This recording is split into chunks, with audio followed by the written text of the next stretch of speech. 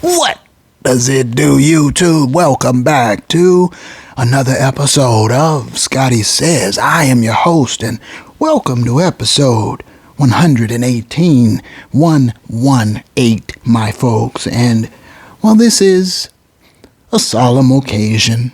Regrettably, we are gathered here this evening for a memorial service. In memoriam, a eulogy of sorts for our beloved Rams, who now have passed away into the postseason afterlife. And I have to say that as disappointing as the playoff elimination was,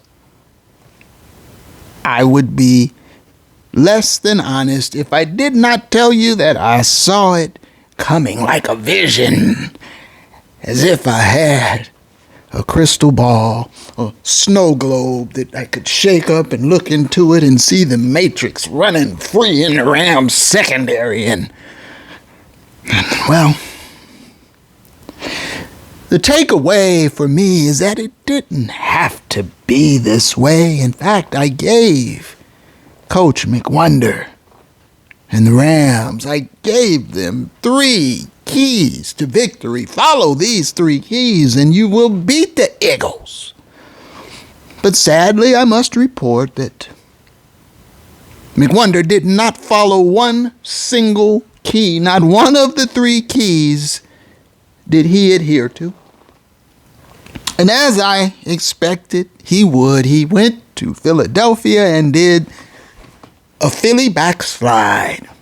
And as I said last episode, in episode 117, if you go out to Philly and you try that old out of balance stick that works against the Cardinals, you're gonna have a big fat L on your head. And that's what he does. And so here we are now. We have the grisly task before us today to sift through the wreckage, the debris, and we'll call it a post-mortem, an autopsy of sorts. And we've got a lot to get to, but before we get to all that, I want to do a brief update. I hope you saw last week's episode. It was an epic episode, 117, and, well, I talked about at the top of the episode the fires ravaging the city, and I'm happy to say that the fires have diminished, although a new fire did recently spring up out in the Castaic Lake area. And I could see it from Burbank as I was on my travels a couple days ago. You could just a huge plume of smoke. And I said last episode that I really hope that these fires are not the work of a lunatic, are not man-made. And I told you last episode, I predicted and foretold last episode of the inevitable discovery that was made. They reported on it on the news just yesterday. I heard it. They said they found remains of a homeowner with a melted garden hose nozzle in his charred hand. And that's the thing, you see. People, they value their property and their jobs and their bank accounts and their spouses. They value all these things more than life itself. And so for this individual, now departed, it was more important to him to stay and fight a blazing, ravaging conflagration, a fire of immense proportions. It was more important to him to ignore orders to evacuate, to stay and fight the fire with his garden hose, and he lost that fight. And it happens every time, my folks. It's an inevitable occurrence in these kinds of tragedies.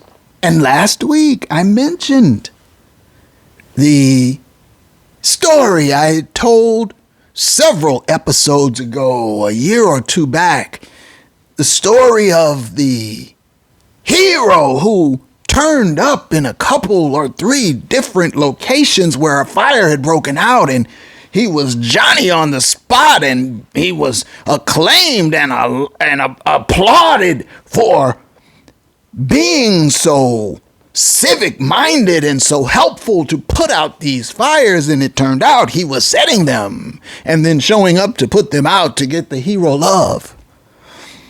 Mental. The arsonist mindset. Mental. And so there are copycat arsonists. Someone, they see a blaze go up and they go, oh, I want to set my own. And so perhaps the initial blaze was some sort of natural event, and then there were copycats. I tell you, there have been several arrests I've heard of. Several arrests I've heard of for attempted arson since these fires broke out. And so maybe a natural fire inspired lunatic arsonists to commit copycat crimes. Or perhaps the initial fire itself was set by a lunatic arsonist. They have still not yet reported a cause for the fires. It is under investigation, and so I guess time will tell. But I trust that you are all staying out of harm's way. And unfortunately, I also foretold of what would happen to the Rams in Philadelphia if they did not follow my 3 keys to victory. And what were they, you ask? 3 keys. Number 1, I said, control the matrix. Saquon Barkley cannot go off and bust out and wreak havoc on your defense. Control the matrix. They did not do that, as you know. The matrix, again, for the second time in 2 games, cracked the 200-yard rushing mark against the Rams. Owie. So, X on number 1. Number 2, the second key to victory I gave the Rams. No turnovers. Well, we know that did not happen either. We had the coughed up fumble by K. Will, and then another coughed up fumble by Matty from the D, and so 2 fumbles lost. There was another fumble where Matty fumbled the handoff exchange, but K. Will was able to fall on that one, so that fumble was not lost. But 3 fumbles, and so 2 of them lost. And, as you probably know, lose the turnover battle in the playoffs, you have diminished your chances of victory greatly. And then number 3, and most important of all, the third key to victory that I gave McDub and the Rams. Follow the 25-30 principle. That's the main thing. If he just would have done that, if he had only done that, I believe they still win the game despite the turnovers. Despite the Matrix going off for 205. But he, Coach McGenius, did not meet either metric of the 25-30 principle. And he lost the balance differential, of course. And so, under those circumstances, which I have to tell you, I expected to be the case, the Rams had 2 chances of beating the Eagles, slim and none.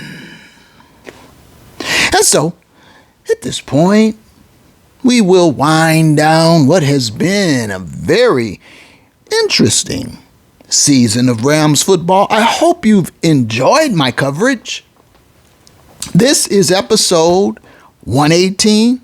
We started with episode 100, the preview and predictions episode, and we've progressed all the way through now here to the Rams' elimination in Philadelphia. And so, McGenius was distraught in the post game. They say he wept like a baby, that he was extremely emotional, overcome with emotion.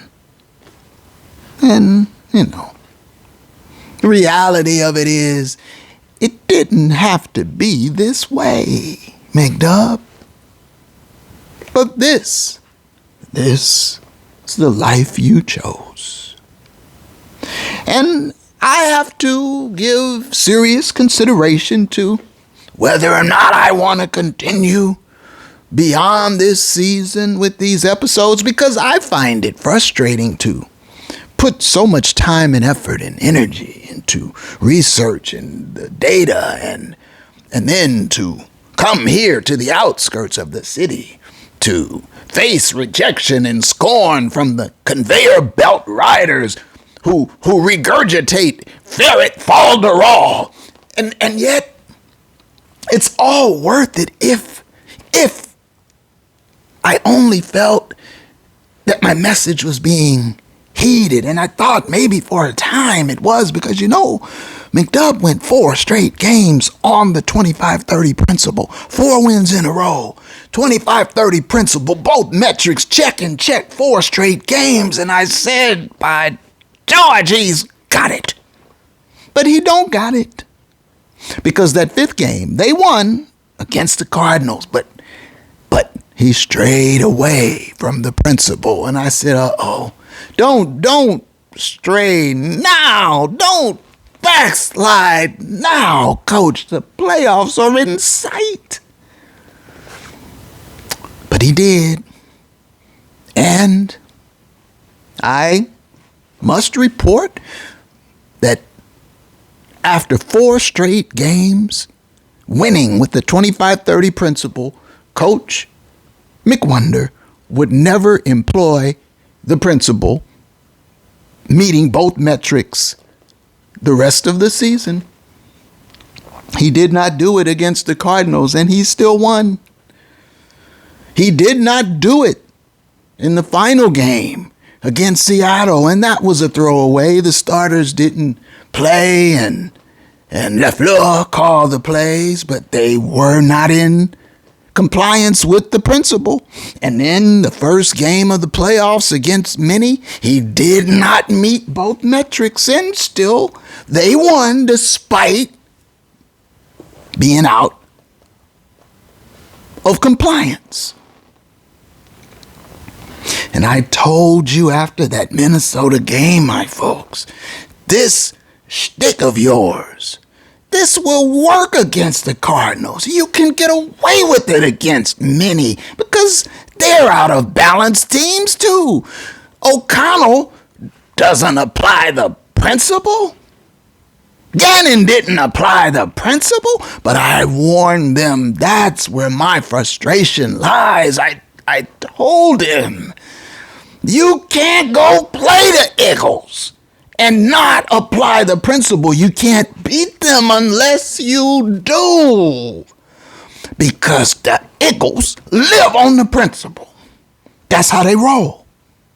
And what you'll see, my folks, when we go through the other postseason games, when we look at the numbers and apply the principle there, you'll see, apply the principle and you win every damn time. It is the new golden football rule.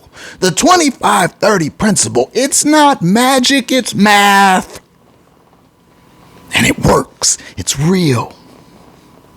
I've been telling you this. You conveyor belt culture McWonderists out there, you don't want to hear it. Don't get mad at me.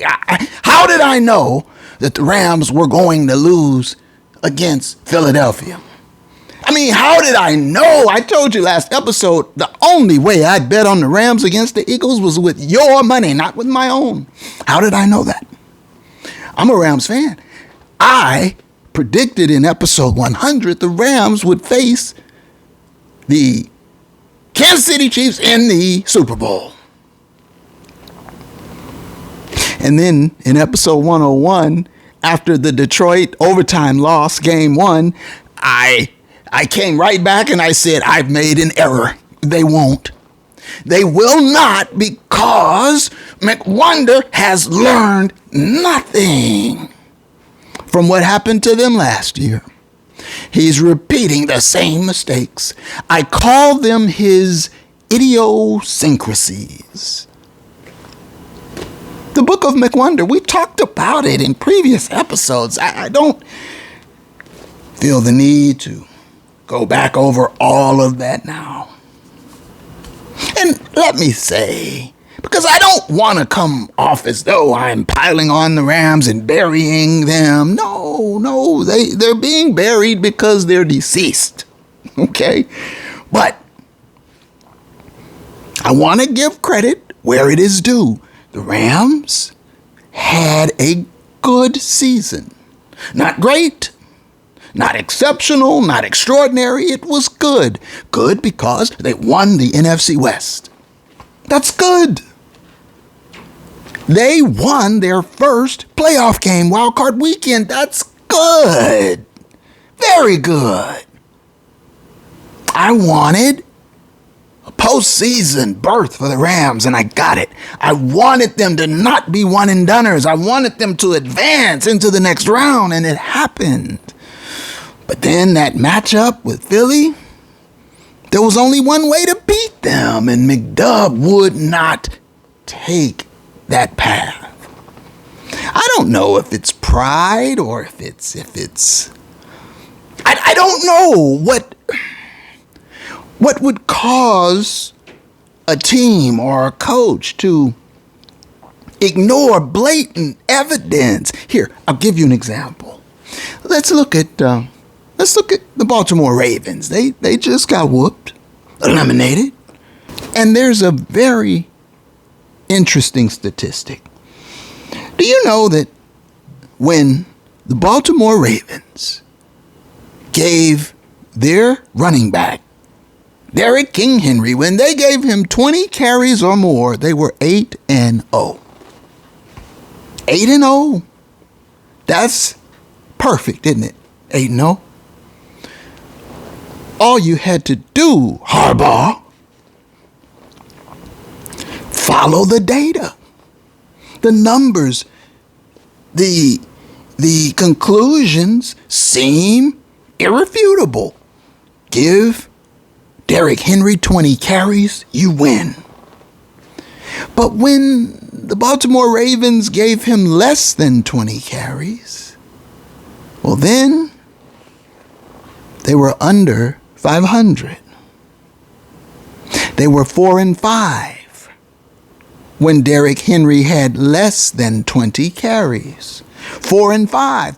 You see that? And so when you have that kind of information available to you, and I have to believe that Harbaugh had to have that kind of data available to him, when you know this, to me, it feels like coaching malpractice. Why wouldn't you give yourself every possible advantage? The benefit of the doubt. Why wouldn't you check every box? And if you have a box that says undefeated when the man has 20 carries, why wouldn't you check that? Why wouldn't you make sure you check that box in a playoff game? Playoffs. And yet, the Baltimore Ravens decide to play Buffalo and give Derrick Henry 16 carries. And they lose. And that dovetails with the 25-30 principle. Because the 25-30 principle requires a minimum of 25 design run plays. and a cap of 30 quarterback pass attempts. And so the Ravens don't hit both metrics and lose. Buffalo, on the other hand, to the contrary, hits both metrics of the 25-30 principle, and they are advanced to the championship round this weekend.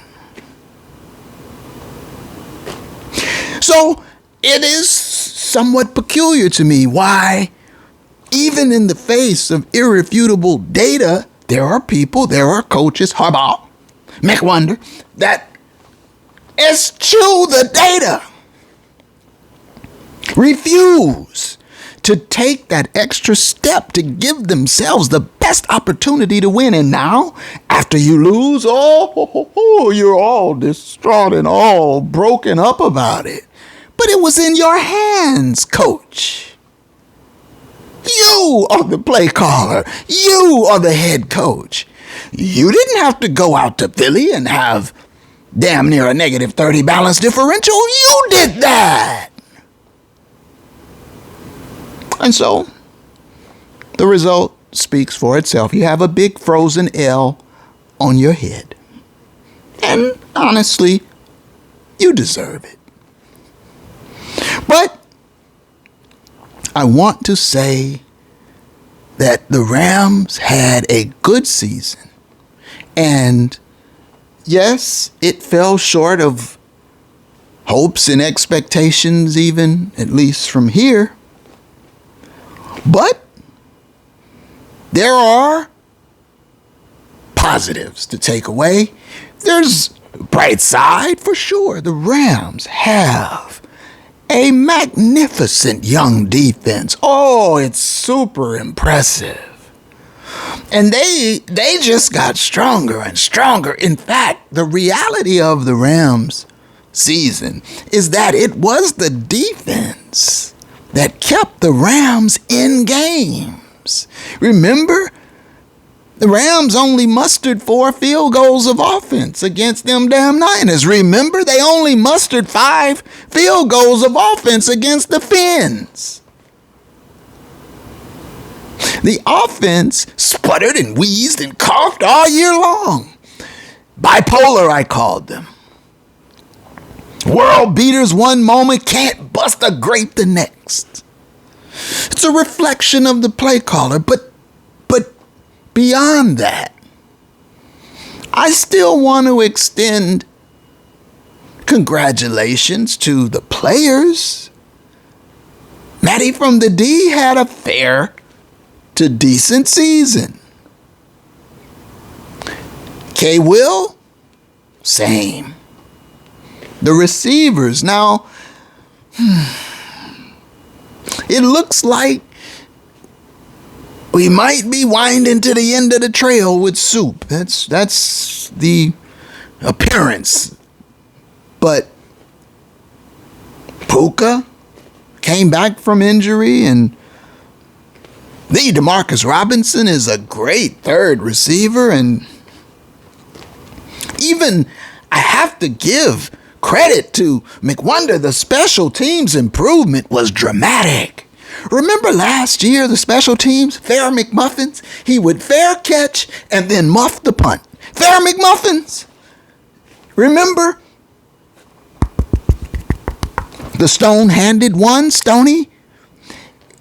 Last year, the Rams, they had the Havrasik experience. It was the special teams were a wreck.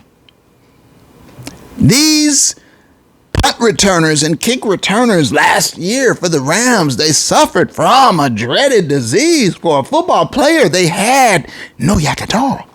And you don't want to have no yak at all. And I was afraid with Stoney and Fair McMuffins being so close to the other players on offense that they might contract no yak at all from them.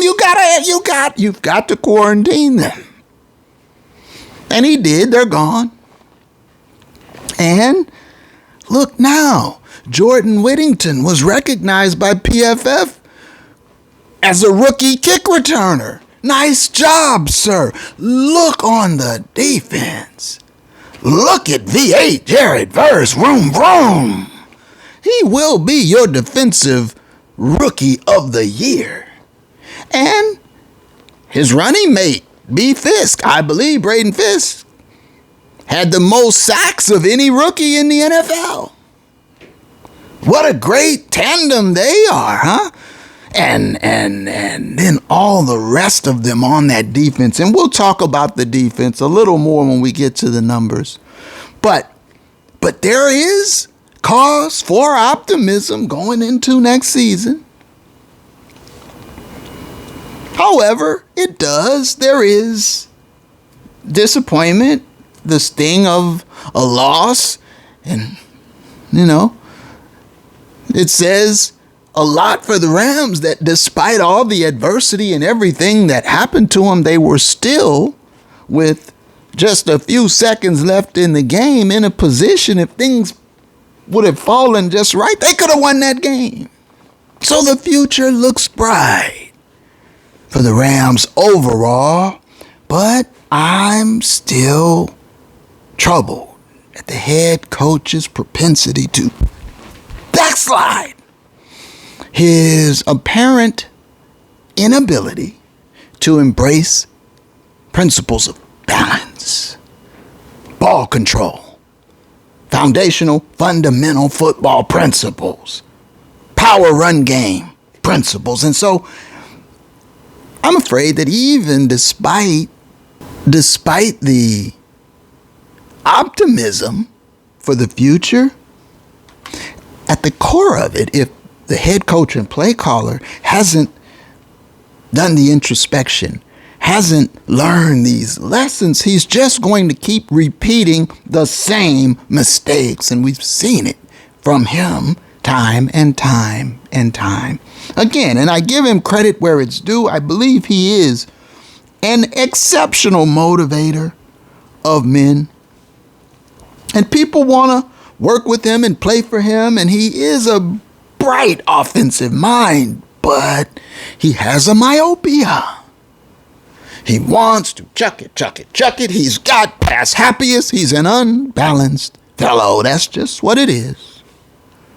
And so until that is addressed, until someone can pull his coat and say, McWonder, you got to adopt some changes, I just think it's going to be more of the same, unfortunately. He'll be able to win against the middle tier and low bottom feeding tier teams. But the chances of defeating the best of the best with this mindset that he has, it's just extremely difficult to do. So McDubb says he will, once he pulled himself together, he says he will address the inconsistencies in the offense. Well, who's at the core of responsibility? Who's culpable for the inconsistencies in the offense, do you think? But McDubb says he will address the inconsistencies with the offense in the offseason. And I can't help but wonder, when he says that, does he also mean he will address his own inconsistencies? Will he address the play calling inconsistencies? That's probably not what he means. Also, of note, he would not, McGenius wouldn't, he would not comment on the status going into next season of stalwart players like Matty from the D, and also Soup and K. Will even. In fact, he started his wrap-up presser by saying he didn't want to address any questions about the status of players for next year. And then the reporters asked him anyway, and he sort of got drawn into it. And ultimately, he said a couple of things I found interesting, that he said, they're core players and they've taught him a lot about life, not just football. And he spoke of them on the personal level. And he said that when it comes to soup in specific, he said that he has a relationship with soup based on being able to speak to each other honestly, that he understands his frustration and in terms of his uncertainty with the Rams as far as the future is concerned. And he said, and I quote, he said, "We have a unique relationship where we can have hard conversations with honesty and that nothing would change that." See, that doesn't sound to me like the kind of thing you say when someone's coming back next season, does it? And so I wouldn't be at all surprised if we've seen the last of Soup. What's going to happen with Matty? I don't know, because McGenius is so past happy. What is he going to do if he has to start over with a new quarterback? But you've got to look long term at this too. How much longer does Matty really have? Got dinged up a little bit. I like his grit. He plays hurt. You saw he had a little bit of a rib thing, McGenius said. He revealed after the season was over. There was a rib issue that Matty was dealing with. And then you saw him take off and scramble and put a hit on Mitchell. Quinyon Mitchell, I believe his name is. Man, I mean, they hit each other, but Quinyon Mitchell left the game never to return after colliding with Matty. And Matty wasn't feeling his best after that either. So there could be lots of change. Havenstein, well, he's an original St. Louis Ram, so what's going to happen with him? And Higbee, all remains to be seen. But at the core, you could change the characters fundamentally, though. The play calling, the offensive philosophy of the team, that won't change no matter who you bring in, unless you do the introspection, coach, unless you embrace the power of the new golden rule. The 25-30 principle is how you win. Ask Philadelphia. Ask Buffalo. Ask the Commanders. We'll get to them. And so, my folks, we have already gotten off to an epic start this episode, so let's get right to it now. Let's get to the game analysis. And this is the playoff edition division matchup, Philadelphia Eagles, LA Rams. Well, we already have established now that the 3 keys I gave McWonder to victory were all disregarded. The Matrix ran buck wild. There were 3 fumbles, 2 of which were lost, and they missed both metrics, the Rams did, of the 25-30 principle, while Philly hit both metrics. And you know what happens when you do that, don't you? You get that dub, L's and dubs and L's. Which one did you get? Sirianni got the dub. McWonder got the frozen L on his head. The Rams won the coin toss and elect to defer. And so, at game time, the temperature is about 30 degrees, light snow flurries, but heavy snowfall is predicted and would arrive in this game. Philadelphia comes out on offense, throwing the ball. But Philadelphia, the Eagles, they throw the ball to set up the run. That's what they really want to do. That's who they really are. I've heard people like the Ferret say, the Rams are at heart a running team. No, they're not, Ferret. Stop telling the people that, because you've got fools regurgitating these falsehoods. The Rams are not a running team. They are pass happiest to the core. But not the Eagles. They throw to set up the run. They barely pass the ball 20 times in a game. And This playoff game against LA would be no exception. And so, Philadelphia, after 3 passes, one of which was a check down to the Matrix, and 2 Saquon Barkley runs on the 6th play of their opening drive, Jalen put some hurt on the Rams. The quarterback keeper off tackle hits the seam. Bye-bye. Gone. Touchdown on the ground. Philly is up 6-0. Just like that. 3 passes, 3 runs. But Philly misses the extra point. It's cold out there. And the score remains 6-0. The Rams about to get their first possession.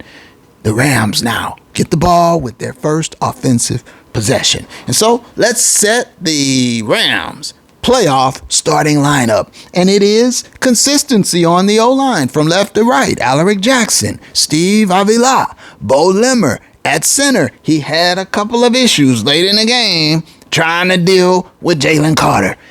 You had Kevin Dotson at right guard, and he had an issue late in the game, a false start penalty, and then Havenstein, the aforementioned, at right tackle. The wide receiver trio, the wide receiver stew in 11 personnel, the Puka Soup, the DeMarcus Robinson, D-Rob, Puka Nacua, and Super Cooper Kupp. Of course, Higbee back at tight end, and skilled positions, K. Will in the backfield, and Matty from the D. Stafford is your quarterback. And so now we get this show on the road. So McDubb has Matty under center where he would operate most of the game. And on the very first offensive play of the game for the Rams, snap, drop back play, fake, Matty scanning, tapping the ball. He's tapping his feet. He's Gregory Hines looking, climbing in the pocket. He throws. Oh, no, both the guy. Dropped. Tarted. It was Darius Slay. Big play Slay. He jumped the route and oh my, and this is how we start the game. And after I had unleashed a barrage of obscenities at the television set, calmed myself down because it was incomplete. It's just an incomplete pass, 2nd and 10. But again, right there, right away, it's like, oh, you want to dance with the devil? You want to dance with the poltergeist right away? You want to tango with the poltergeist right away like that? I mean, the pass was a little behind Puka.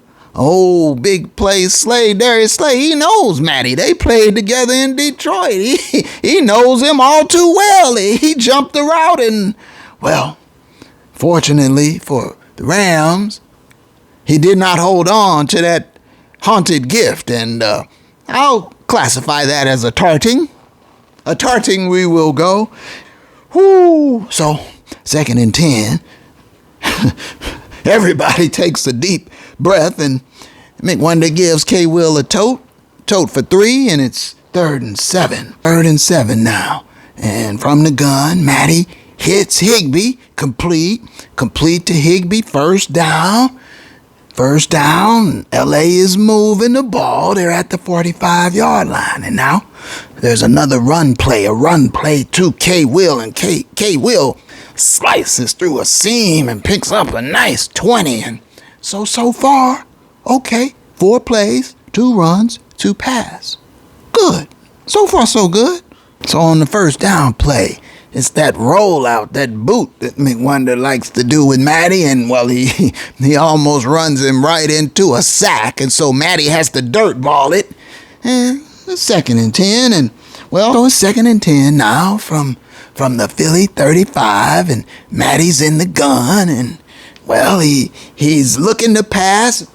And it's the no-looker he likes to do in big games. So, Matty likes to show off now. So, you get to a big game, a playoff game, a national TV game, a Super Bowl. Matty, we want to show you his attributes. So, sure enough, he hits Puka over the middle with the no-looker for 17. And now, red zone alert. Red zone alert. The Rams at the 19-yard line. So from the 19-yard line now, red zone alert. Rams first down. And this is the 7th play of this drive coming up so far. 4 passes, 2 runs. We'll keep a running tally on this opening drive. Okay? 4 passes, 2 runs. First down, it's another pass, complete. Puka, 4 yards, 2nd and 6. Now, another pass, incomplete to Puka. And so now, 6 passes, 2 runs, and we've got a 3rd and 6. 3rd and 6 from the 15. And now, McDubb shifts Matty into the empty gun. And, yeah, another pass play, but the coverage is tight. It's sticky. So Doc takes off. He hits Mitchell, and Mitchell hits him, and Matty, you could see him grimacing and wincing and making faces, and But he stayed in the game, played the whole rest of the game, and we find out later he already was dealing with a rib issue. You cannot question Matty's toughness. He will play through some things. So, now, to be honest, this is a pass play gone bad. This was an attempted pass play, and when Matty couldn't find anybody, he took off. So, it's officially credited as a run play, but in reality, it was a design pass play. Keep that in mind. Matty gets within inches of the first down, but now it is 4th and inches. 4th and inches. And then McWonder rightly hands the ball to his tailback. K. Will carries for 4. First down Rams. 1st and goal. In fact, 1st and goal at the 6. And now Doc, he's under center. Hands off to K. Will for a couple. So now it's 2nd and goal. 2nd and goal at the 4. Doc under center. Play fake. Fires into the end zone for D-Rob. Broken up, incomplete. It is Slay. D-Slay with the sticky coverage. 3rd and goal from the 4. 3rd and goal from the 4. And McWonder is throwing yet again. But this time, the pass will be complete. It is Matty with a dart to Higbee at the goal line. Touchdown. Touchdown, Rams. And the Rams go up 7-6. But despite the positive outcome, I can't help but take note of the fact that the Rams were more than double out of balance on that drive. In fact, 13 plays, 9 passes. 9 passes, 4 runs. So more than double out of balance, as I say, in this foretold of what was to come. And then, on Philadelphia's very next possession, the Rams' defense would show up and show out and hold Philadelphia to a 3 and out. And that sequence featured a sack by Braden Fisk, and he was injured on that sack, on that play. Well, he was sort of battling some things, but Braden Fisk would be unable to finish the game, unfortunately. But he did record a sack, and the Rams get the ball back. And Jalen Hurts, he's hard to sack. Well, ultimately, the Rams wounded him. They crippled him. They broke his wing, and he couldn't fly. And so he became a sitting duck like the mummy in the pocket. But that Rams defense was formidable in the postseason. 16 sacks in 2 games. My goodness. And so the Rams offense now comes back out, up a point, leading 7-6 for their second offensive possession. But just like the Eagles, the Rams go 3 and out with a sack. Jalen Carter, someone who would have a lot to do with the outcome of the game, got his sack on Matty and forces a 3 and out, and Philly gets the ball right back. Well, regrettably, on this particular drive, the Rams' second offensive possession, it featured 3 passes. 3 passes, 3 and out. Sound familiar? Shades of the last Philadelphia game at the Palace in Inglewood. 3 passes, 3 and out, and the Rams are punting. And so now, Philly with the ball. And the snow is starting to fall with earnest intensity now. And it's just about the end of the first quarter, and Philly has reached a 3rd and 4 from their 38, 3rd and 4 from the 38, and they line up in the gun. Hurts, and it's a handoff to the Matrix. They are running out of the gun, and pop, boom, pow, home run. The Matrix hits a seam and gallops 62 yards untouched for the touchdown. And it's just like deja vu all over again, only instead of running in the pristine conditions of the Palace in Inglewood, they're out in the snow and the elements of Philly, and it's the same deal all the same. The Matrix going buck wild. Now it's 13-7. 13-7 Philly after that touchdown, and Philly would never trail again in this game. But the Rams were able to tie the game up.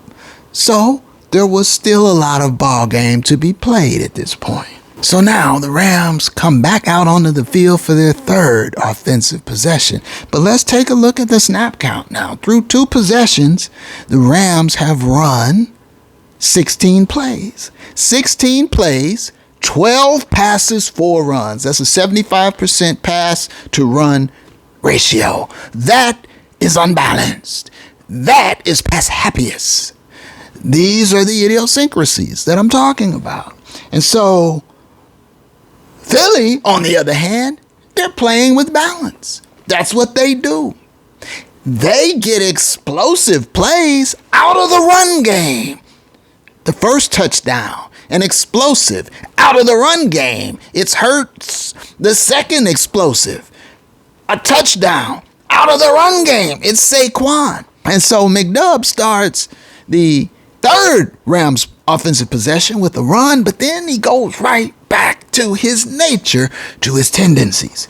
And so now, after the K-Will run, it's 2nd and 7. They're at their own 34. The Rams are. Doc is under center. And play fake. Deep drop. And he's patting the ball. And he's tap, dancing his feet like Bojangles Stafford. And he's looking and he's climbing the pocket and throws. Oh, no, it's about to get. Oh, wait, D-Rob. The DeMarcus Robinson strong arms the defender. The pass is underthrown, my folks. It's a perfect candidate for a poltergeist experience, but DeMarcus Robinson wrestles the ball away from the defender. It's a completion. Ooh, Matty living on the edge. Okay, 48 big yards and a first down. At the Philadelphia 19. Red zone alert. But that will have to wait until we start the 2nd quarter. And so let's keep track of the snap count now. At this point in the game, there have been 18 plays now, 13 passes, 5 runs. And on this first down play, McDubb is throwing yet again. And, well, there it is. There it is. Mistakes emanating from the pass game. Holding on the offense. That's 14 pass attempts, 5 runs, and there's that mistake. Now the Rams are behind the sticks.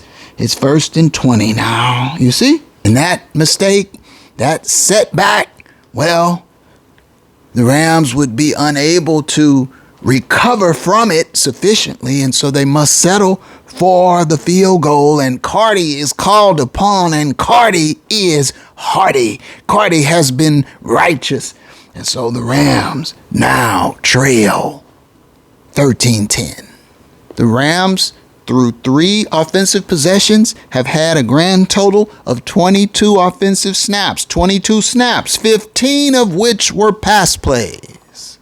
15 passes, 7 runs, and so we're maintaining that more than double out of balance pass run ratio for McDub.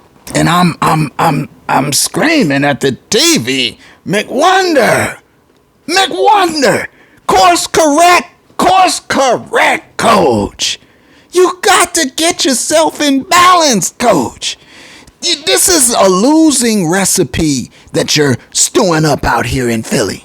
But as I say, it's that Rams defense that's been keeping the Rams in games in spite of McWonder's play calling and the offensive utilities. And so, yet again, the defense steps up. Philly, Hurts, the Matrix, back on the field. And yet again, the defense, stiff, resistant, sacking the Philadelphia QB on a third down play and pushing them out of field goal range and getting the ball back to the Rams offense. V8, making his presence felt. LA down 3 now. And on this next offensive possession, I saw an interesting play that I thought was quite clever. It was a flea flicker tight end screen. Very clever play, and it hits for 19. And the Rams are moving the ball again at this point in time. And, well, Doc now still under center.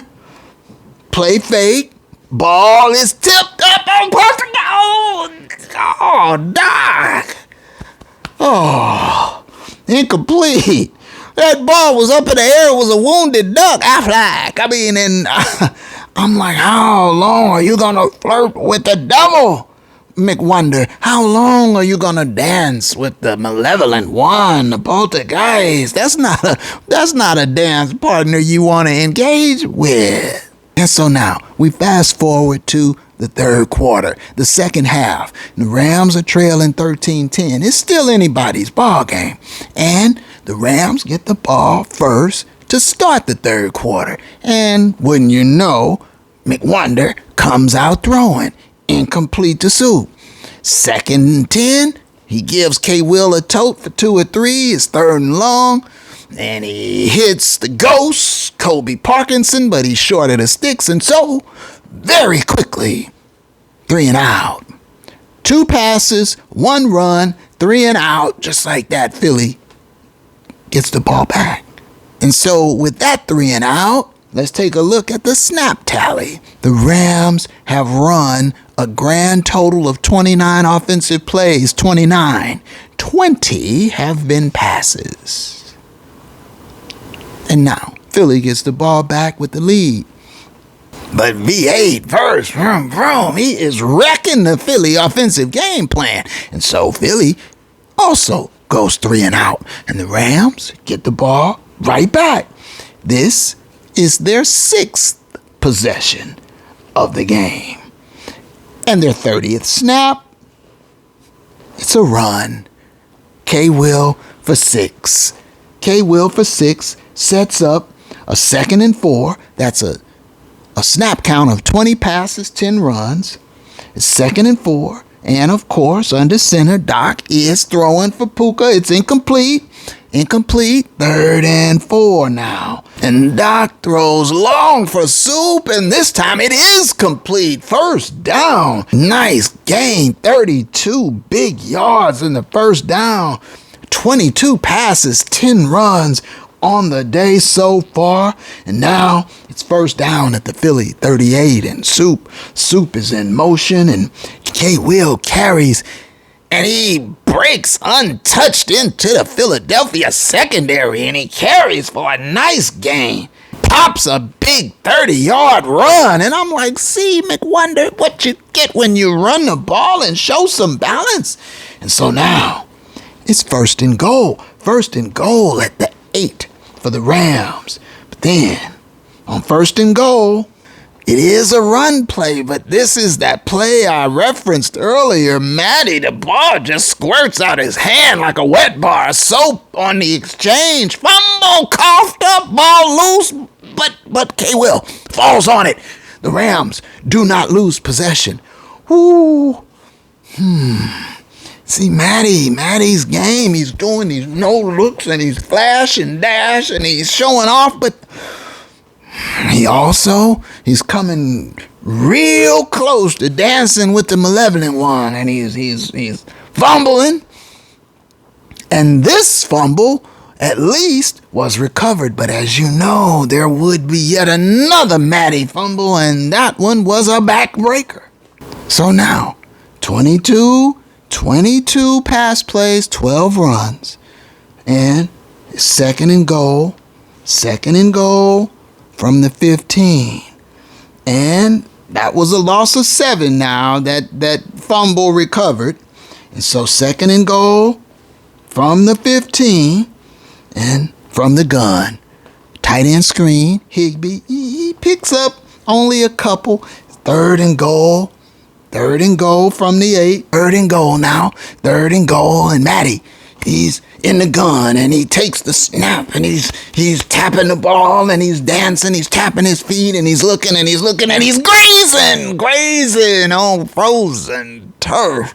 Sacked, and the ultimate outcome of this is that the Rams would have to call again upon Carty, and Carty again is Hardy, and the score is tied now, 13 all. Now Philly gets the ball, and they're marching, they're driving down the field, but on a first and goal play, the play gets called back on a penalty, illegal man downfield, and then behind the sticks, that ferocious Rams defense, that rush gets to him, and in this case, Hurts is hurting as he's bent in the sack, bent backwards like a pretzel, twisted as 2 Rams converge upon him, and he would not be the same the rest of the way. They had to put a brace on that knee, and it's in question as to how effective he will actually be, because running is a big part of his game, and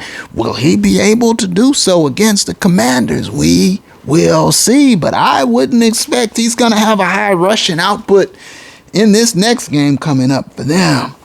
And so, but the result of all of this would be a Philadelphia field goal try, and it would be good. And so now Philly retakes the lead, 16-13. And now there's only 2 minutes left in the third quarter. And on this drive, this is the what might have been drive. Doc with a perfect pass hits Higbee right in the numbers. Dropped it.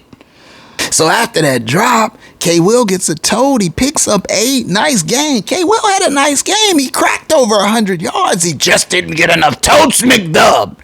But he gets 8 here, 3rd and 2. And on the 3rd and 2 play, everything was perfect. K. Will picked up the blitz like a professional.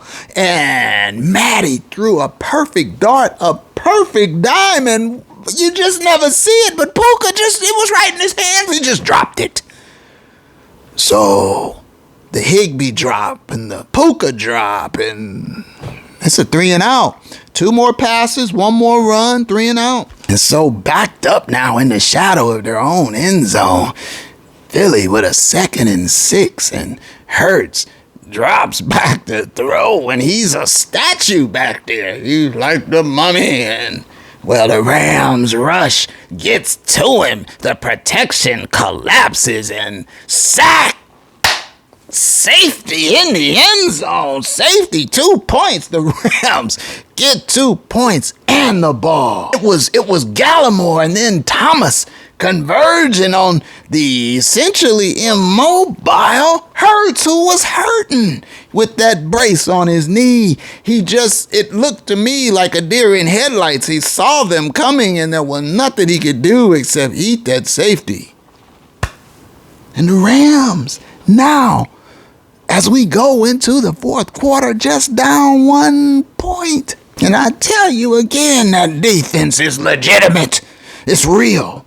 And so now LA with the ball back from their own 35. K. Will gets it towed 8 yards. Nice. And with that toad, he does cross the century mark. And it is 16-15 to start the fourth quarter. And on the very first play of the fourth quarter, K. Will gets the carry, and then there is that man again, Jalen Carter, and he's swiping down with that right hook, and the ball is like the cudgel hits it, and the ball squirts out like a wet bar of soap. Fumble! K. Will coughed it up. Ball out. And the Rams would not recover this one. Turnover. The first turnover of the game. Now, the Rams and Matty and McDubb, they had been flirting with turnovers all game long, but they had escaped until now. Until the fourth quarter, winning time, the worst possible time to start having turnovers. This is their first.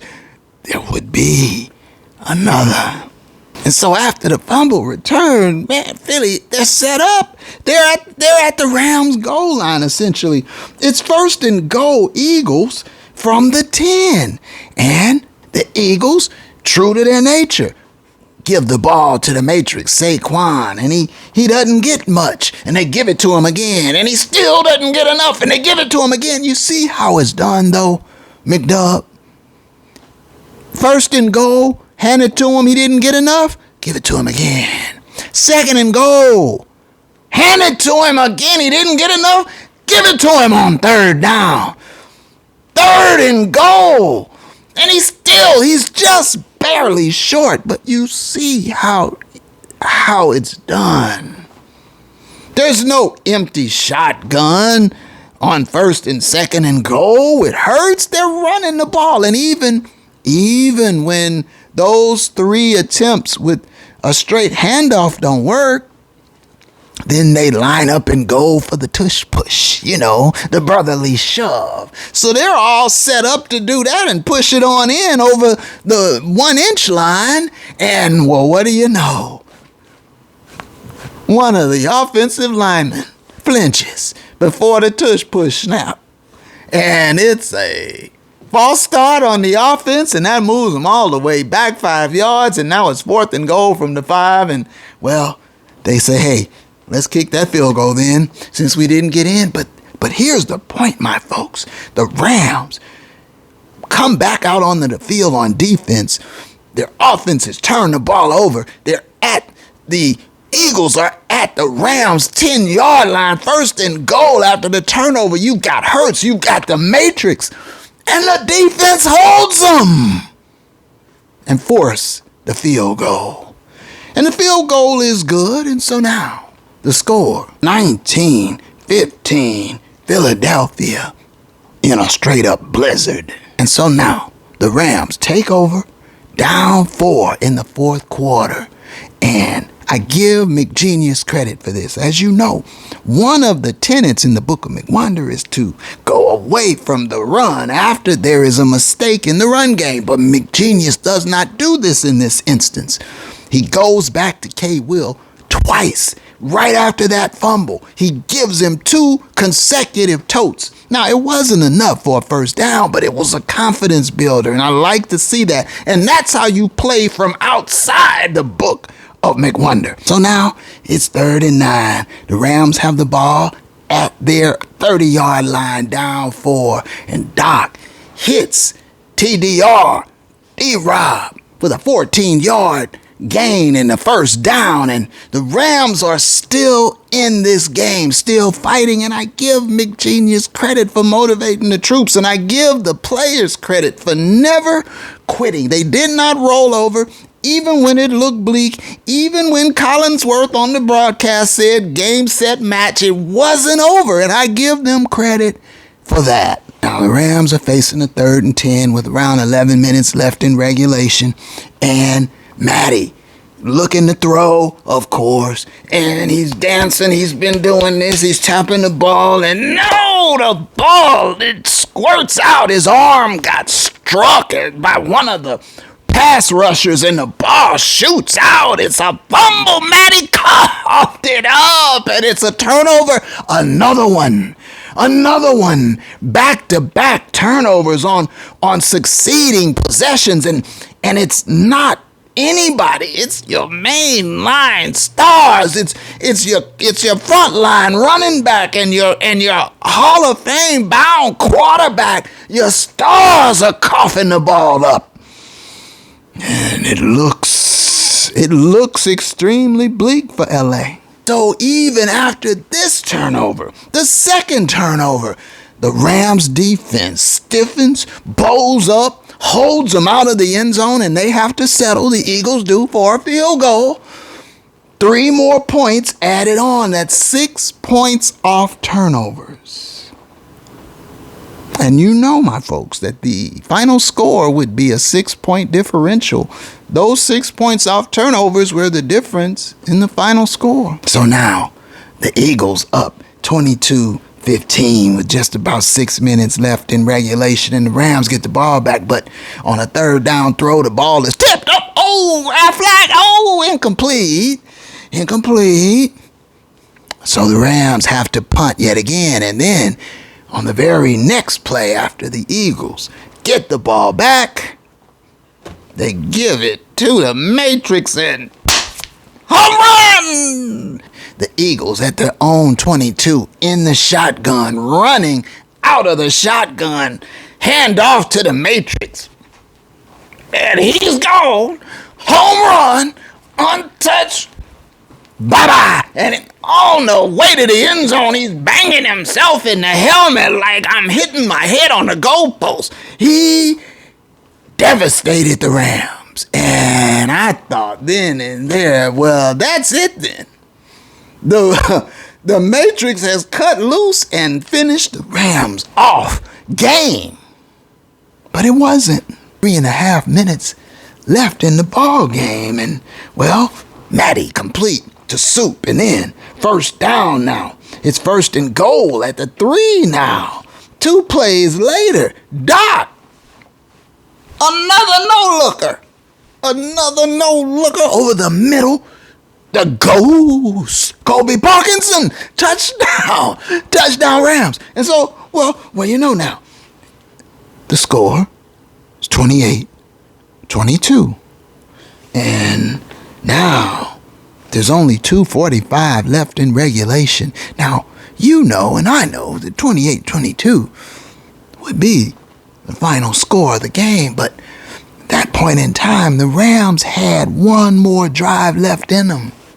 And after the Rams defense put up yet another stand to get that ball back when Philly tried this cutesy bootleg with a gimpy Hurts, a bootleg that the conductor, Kobe Turner, sniffed out and squashed.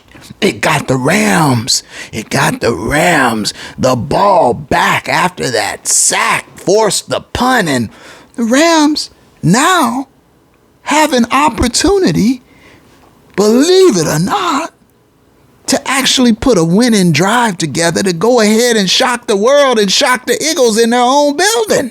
And so, with no timeouts remaining, the Rams get the ball back. 2 minutes, 22 seconds left in regulation, trailing 28-22. Doc in the gun. He'll be in the gun the rest of the way now. And so, first play of the drive, complete to Higbee for 6, and then complete to Soup, and that's a first down. And now we're at the 2-minute warning. 2-minute warning at their own 31-yard line. And Matty looking for Soup. He throws. Oh, no, poltergeist. Another near poltergeist experience. But incomplete. Still dancing with the devil. Still flirting with the malevolent one. But it's just 2nd and 10. 2nd and 10 now. And LA still has life. And Doc throws for Puka. Broken up by Slay. Slay again. Big play Slay. He knows old Matty. It's 3rd and 10. 3rd and 10 now. And Matty, another one.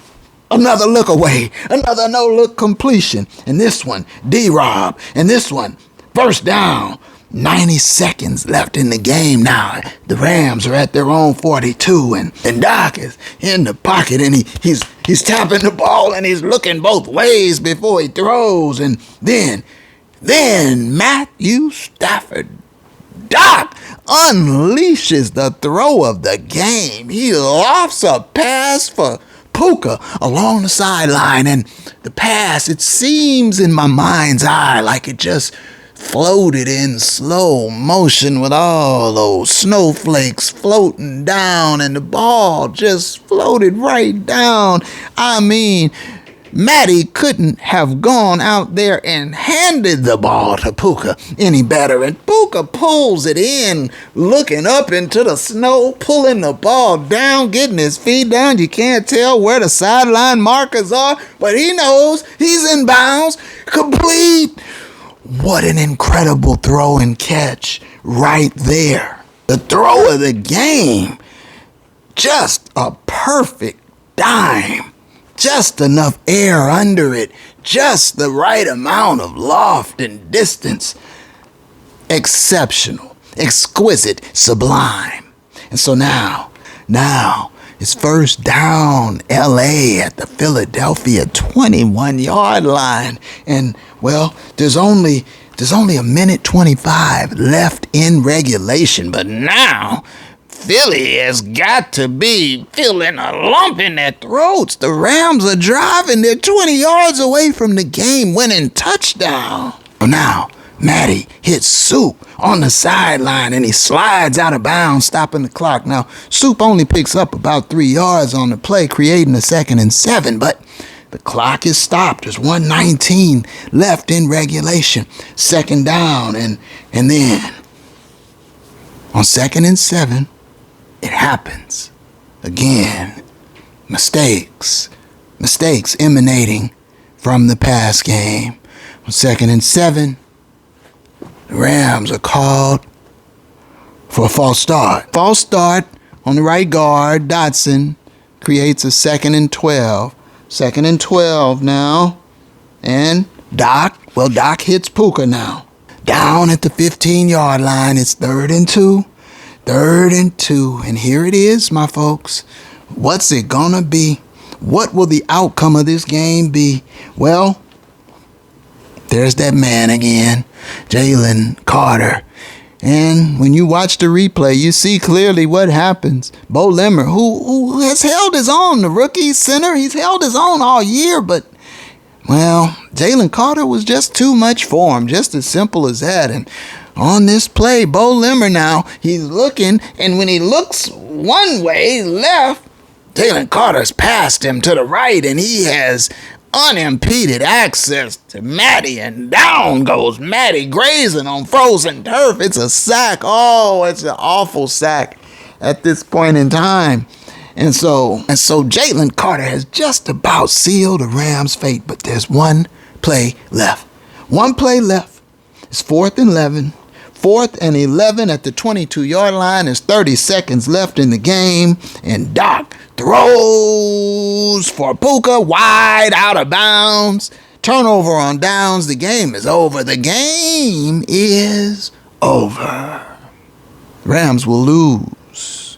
L's on the head. And when you look at the replay of that last throw, well, you see that on the left side of the formation, well, Higbee had come open underneath, and instead of throwing for that sideline first down long for Puka, if Matty had just tossed it underneath to Higbee, I think he could have run to the first down and maybe even gotten out of bounds. And then you got a fresh set of downs with very little time. And even if he hadn't have gotten out of bounds, there would have been time to run up and spike it 2nd down with the clock stopped. But that's not how it played out, as you know. After giving up that sack on 3rd down, Bo Limmer gets beat again on 4th down, and Matty had to rush that throw. And so the final score is, in fact, 28-22. Philadelphia, the Eagles, flying over the Rams, and they're playing that damnable song, But the song that I keep hearing is from a different Philadelphia group. It's the end of the road. I told you last episode. And so, it's over. The Rams will go no further. It is the end of the road. And I told McWonder, that this is exactly what the outcome would be if you eschew the 25-30 principle, which he did. And so, speaking of it, let's get right to it. Let's get to the numbers. And so, yes, it has been yet another epic episode, but this will be the final epic episode of this football season. This football journey has reached the end of the road for the Rams anyway. Let's look at the numbers. The Rams actually outgained Philadelphia. They had 402 total yards, Philly only 350. The Rams outpassed Philadelphia 291 to 65. The Eagles don't fly at all, do they? Those Eagles run. 65 passing yards for Philadelphia, but rushing, the Eagles nearly tripling the Rams in rush yards, 285 to a respectable 111 for the Rams. Both teams averaged 5.7 yards per play. Things were fairly even when you look at the numbers breakdown in this playoff game. The Rams had a couple more first downs than Philly. Third down efficiency, about even. Rams were 1 of 2 on fourth down. Philly 1 of 1. Rams had more total plays. The Rams allowed 5 sacks of Matty, but Philadelphia allowed 7 of Hurts. There were 5 punts for the Rams, 4 for Philadelphia, and the penalty yardage was close. But the Rams lost 2 fumbles. Philadelphia had no turnovers. I gave the Rams 3 keys to victory. They followed none of them. Time of possession, just about even. Let's look at the main thing, the principle, the golden rule. Well, Matthew Stafford, 26 of 44. 44 plus, ladies and gentlemen, plus 5 sacks. That's a grand total of 49 pass attempts for McDub and the Rams. 49!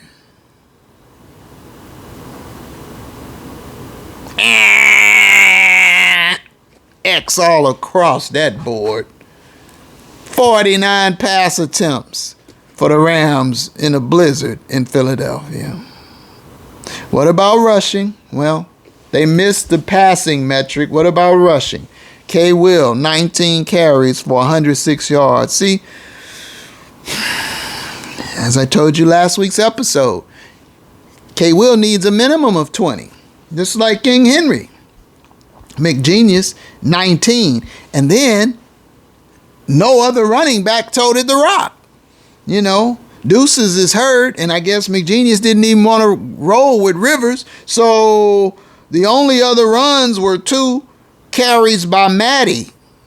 See, those aren't really runs. They didn't design that. They didn't draw that up to be a design run play. That's the quarterback running to get out of trouble to escape a broken pass play. But even if you give them that, that's a grand total of 21 run plays.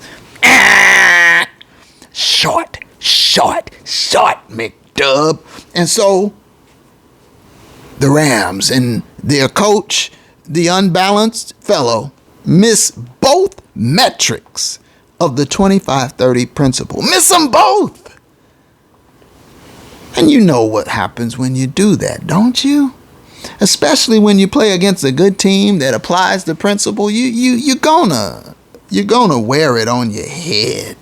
And so Their balance differential on this day was a negative 28. Now this is noteworthy because, as I've mentioned in previous episodes, we've got 3 games worth of recent Rams-Eagles data. Last year, in 2023, the Rams played Philadelphia at the Palace in Inglewood and lost. And McWonder had a negative 23 balance differential. Missing the metrics of the principal, negative 23 balance differential, and lost. That was in 2023. Then, this season, just a couple months ago, in 2024, the Eagles came back to the Palace in Inglewood, played the Rams again, and what do you know? McWonder missed both metrics of the principal and had a negative 23 balance differential again, identical, as though he learned absolutely nothing. I want you to consider what I'm telling you, my folks. You played the Eagles twice, last year, this year. In both games, you missed the metrics to comply with the 25-30 principle. And in both games, you carried a negative 23 balance differential. Did you learn from that? Did you adjust from that? Well, actually, yes, but the adjustment was worse. This game, the playoff game, you missed both metrics of the 25-30 principle again. But this time, instead of a negative 23 balance differential, you've worsened it to a negative 28. Negative 28. That's loser territory, coach. And that's where you are. That's where you sit. Miss both metrics, negative 28. You're not going to beat a good team with those kind of numbers.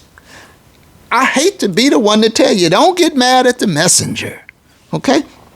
And the ferret won't deal with this because the ferret's got a narrative and he only wants to address things that confirm his faulty narrative. Let's look at the Eagles. Jalen Hurts, 15 of 20. 20 passes for the Eagles, 20. Well, they were sacked 7 times. Add that in. When you add that in, that's a total of 27. Check, that's green. 27 is under the cap for quarterback pass attempts. Check. What about rushing? I mean, we already know, but let's just look at it. The Matrix, Saquon Barkley, 26 carries. Ding, ding, ding, right there. You don't even have to go any further. 26 carries for 205 yards. Yikes. About an 8-yard per carry average.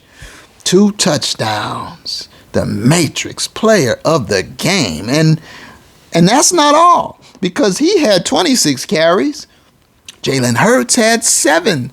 The Limpin' Hurts had 7 carries for 70 yards, 10 yards a pop. Whew. And Gainwell also had a carry. And so that's a grand total of 34 rushes, 34 run plays. Check. Check and check. Philadelphia, the Eagles, as I knew they would, meet both metrics of the 25-30 principle. Their balance differential is a +7. Negative 28 for LA, +7 for Philly. Meet both metrics and they win. And the principle is, it's unforgiving. It doesn't play favorites. The numbers are what they are. And if you stay outside of the metrics of the principle, you're going to meet a similar fate every time. And just to really to illustrate the power of the 25-30 principle, I want to give you a quick look around the other 3 playoff games. So let's take a quick peek at Washington and Detroit and the victors, the Commanders, Jaden Daniels. Well, 22 of 31 officially, no sacks. They don't sack Jaden Daniels. And so, now on its surface, they went over the principle by 1. But I'll tell you this.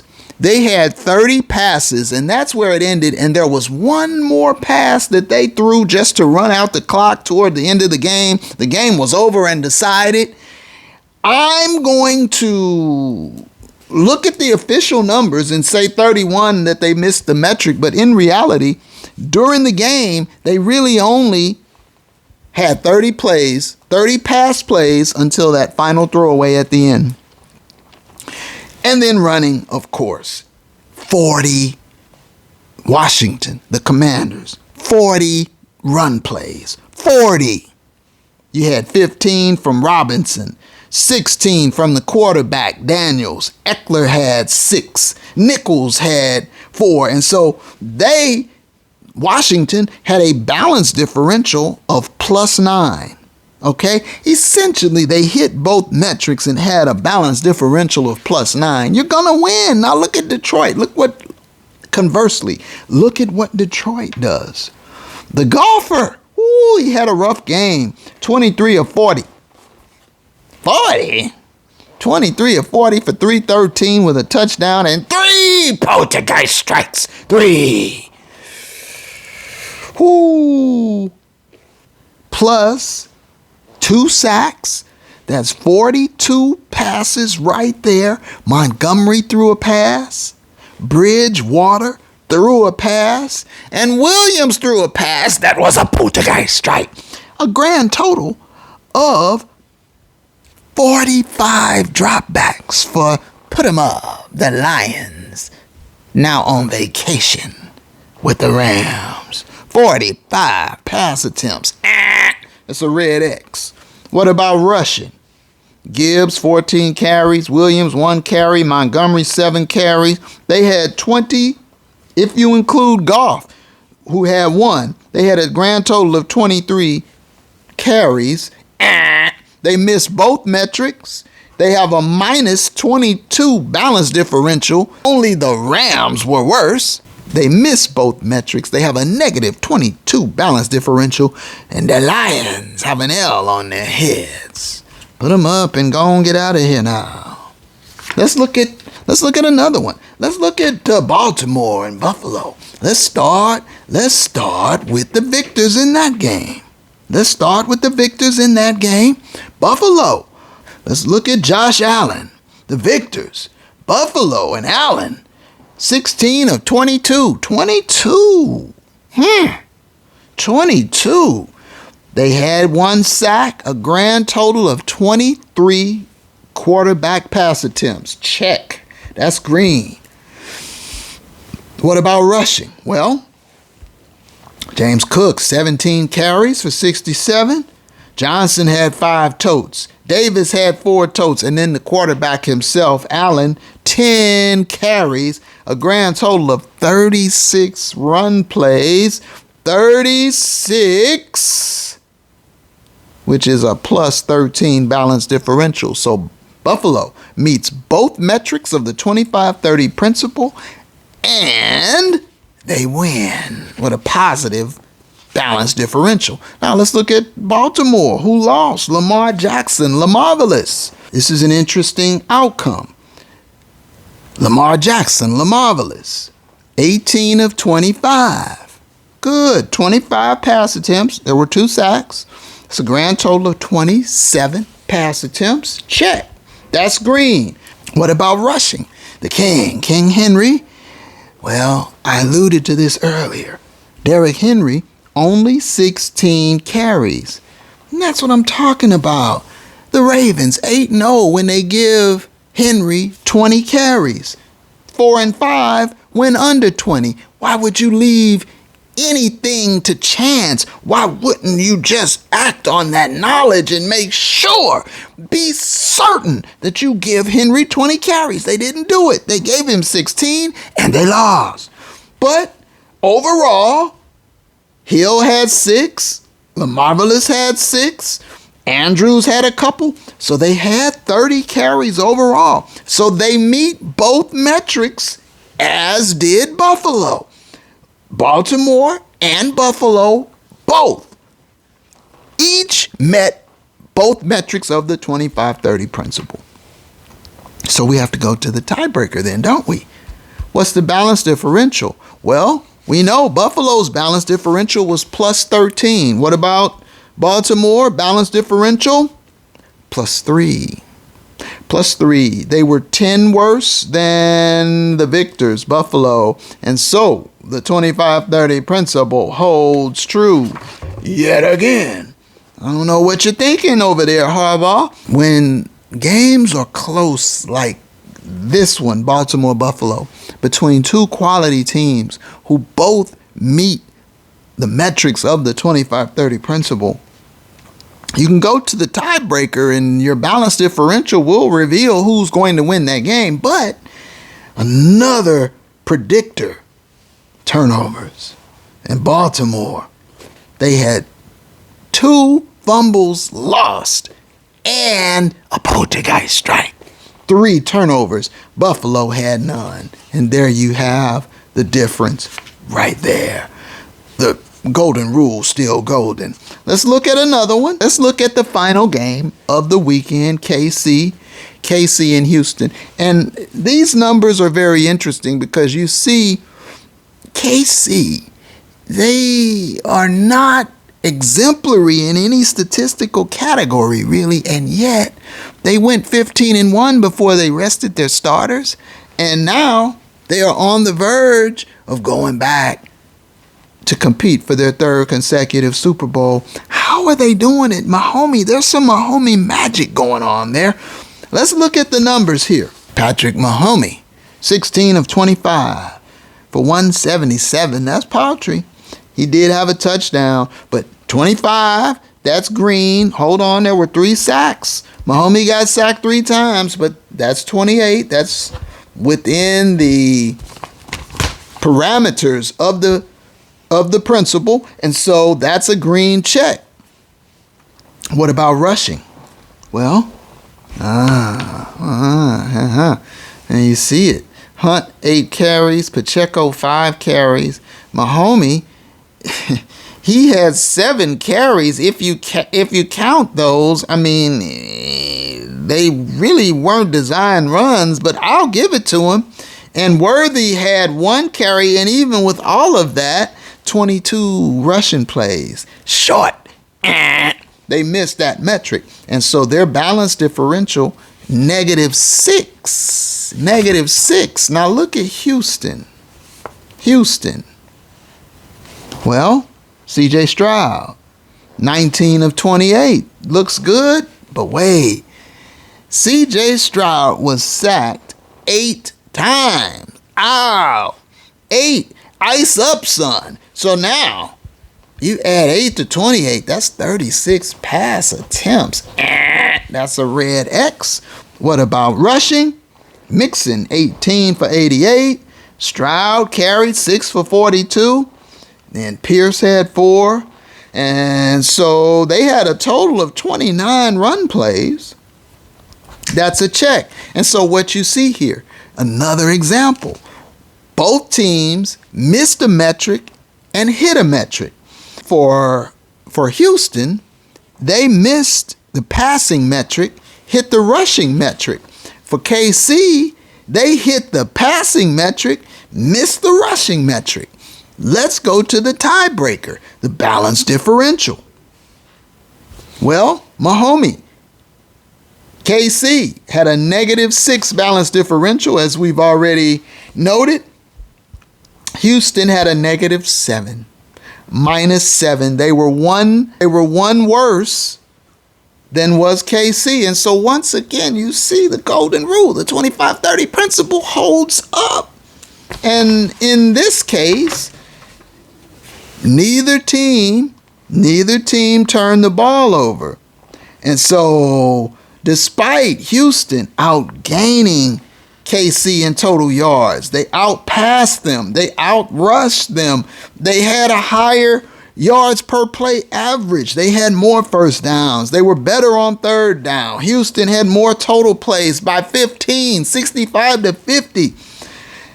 They had a better time of possession differential, but the only real distinction was in the penalty yards. Houston had 8 penalties for 82 yards. KC 4 for 29. And as you see, the golden rule still golden. And so at this point, I just want to acknowledge the Rams defense, because I always focus on the Rams offense, but I want to acknowledge the Rams defense as we end the season. That defense is coming, and I like it. In fact, they're here. And so let's just go down the stat sheet from this playoff loss in Philly. Roseboom was the leading tackler on the day, 7 tackles and an assist. Kobe Turner, the conductor, making beautiful music, 5 solo tackles plus an assist and a sack.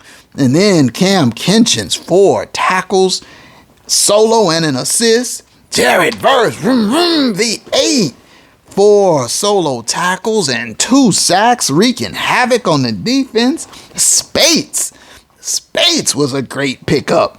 Omar, 3 solo tackles, 3 more assisted tackles, and a sack. Quentin Lake Q, 3 solo tackles, 2 more assisted tackles. Bobby Brown III, it's his prerogative. 2 solo tackles, 2 assisted tackles. Don't be cruel. Cam Curl, 2 solo tackles, 2 assisted tackles. Jalen McCullough, DB McCullough, 2 solo tackles and a sack. Witherspoon, 2 solo tackles. And Darius Williams and Byron Young and Braden Fisk, who was injured and couldn't finish the game. Salute to that ferocious young Rams defense. And so, my folks, as you can tell, it has been super epic, this season wrap-up episode.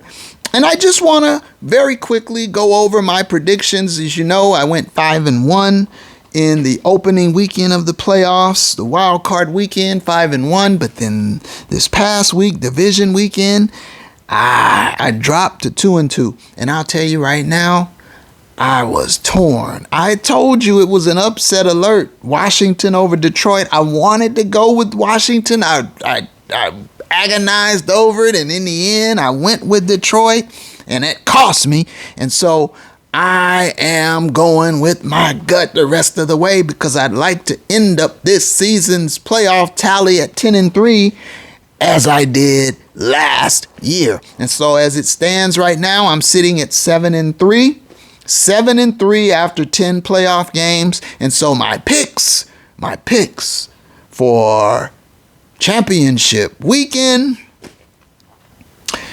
in the AFC. Well, as I've told you from the beginning, I'm done betting against my homie. There's a little extra something special, some kind of magic dust or something there.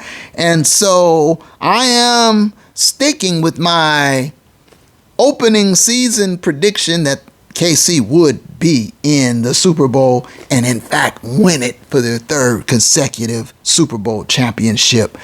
I believe KC will defeat Buffalo. And then on the NFC side, well, this is where the intrigue is. And I tell you what, I'm glad that the Washington team is no longer the Slurs, because I couldn't bring myself to deal with them when they had that caricature of that Native American painted on the side of their helmets and all of that Native American mockery. It aggravated, it infuriated me, and I'm very happy that they've changed their name, even though Commanders, whatever, no biggie. It's better than what it was. And so now I feel comfortable being able to enjoy the Washington football franchise for what it is, instead of having an issue with their slur name. And so the Commanders now are my pick to advance. I believe they will upset the Eagles in Philadelphia. Jaden Daniels has got the same kind of magic dust that Mahomes does. Now, maybe not to that level, and I don't believe that he'll be able to defeat Mahomes in the Super Bowl, but just the fact that he would get there would be remarkable in and of itself. I mean, it's already remarkable what he's done to get to this point. And so I am picking Jaden Daniels, the Rookie of the Year, and the Washington Commanders to upset the Eagles and to make the Super Bowl against KC, where they will go down to defeat. And so, at this point, my folks, thank you for taking this journey with me. And so I'm going to ask now just this from you. I'm going to ask that you please throw me one of these. Please like the video, subscribe. If you haven't already, leave me a comment. Let me know what you're thinking. I've gotten some positive comments recently, and I appreciate them greatly. And until the next one, which won't be too long from this one, because I'll be back on the other side of championship weekend with a much more condensed episode, and I'll do a final NFL season wrap-up episode as we prepare for the Super Bowl, and then we'll put a bow on this. And I do have other content coming up. Look for an upcoming Laker episode. And so until then, my friends, thank you for watching. Scotty says, one love.